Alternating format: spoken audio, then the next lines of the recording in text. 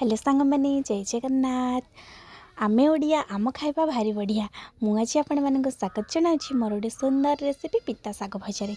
देखु आपण मानक आमर पिता शाग भजाटा केमी लगुच कमेंट सेक्शन में निश्चय जनइबे। एथिरे आमे पियाज पकईनु पियाज को स्किप करछु कारण आज आमे पियाज खाऊना किंतु पिता शाग पियाज पकई भाजले पिता शागटा बहुत ही टेस्टी लगी थाए। आसतु आपण मैंने देखिए कमेंट कर निहाती जनइबे कि आपण मानक आमर पिता शाग भजा केमी लगिला। आम रेसिपी आपण मानक भल लगुले निश्चय कमेंट करिए शेयर करिए और लाइक करने को जमा भी भूलें आ निश्चय आमको गोटे सब्सक्राइब करिए सांग मैंने।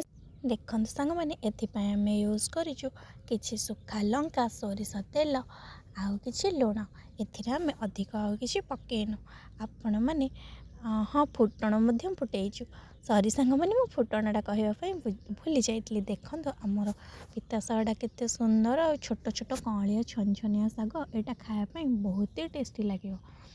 आपण मैंने आधे पियाज पकईकि निश्चय भाजबे आ शाग भजाटा बहुत ही टेस्टी लगे कारण पियाज पकई भाजले सबुठ बेस्ट लगी थाए।